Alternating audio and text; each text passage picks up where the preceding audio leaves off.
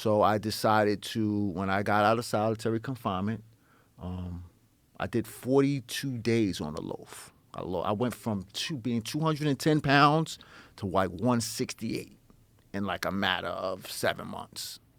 Deflated me. And when I got out, I made a decision that I was going to walk away, and I didn't care about what the consequences was. And I said to myself, I've been doing bad for so long, I'm going to try to do something good. If all else fails, I could always go back to doing bad. But let me try.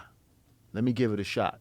And I ended up getting into school program. I got my GED. I left the gangs alone, which was a benefit for them because, I was what you call an authoritarian. I was a rule guy. I'm still a rule guy. I like rules. I like rules. I like structure. I like things to be a certain way. And it was to their advantage to get rid of me anyway. Plus, I knew a lot of the guys who were at the top. Why was it to their advantage to get rid of you? Because I was the type of person who would say, you doing that for what reason? Nah, you can't do that. The rule says that you can't do this, you can't do this. This is what the rules say. And the rules of the prison or the rules of the streets? Of the gang. The rules of the streets. Yeah, there was rules.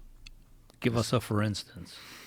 Okay, so for instance, I could be in a whole nother facility. Let's say I'm in Greenhaven and a guy's in Attica, and they want to do something to him because they feel like he's not sharing his proceeds of drugs that he's bringing into the facility. The rules say you can't do that. That's his property. That's his belongings. So I was a rule guy, and they just, it was to their advantage to get me out of the way. So when I decided to take a step back, they were like, yes. And it was to my advantage as well.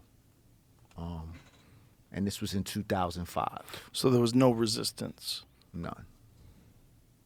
And at that time, this is where a lot of the what they call set tripping began. The organization began to implode on itself. The gang organization. The gang organization. There was a lot of infighting, sets against sets, and I was just always against that. And it was time for me to go, and I didn't care whatever the consequences was. I was fortunate that there weren't any consequences.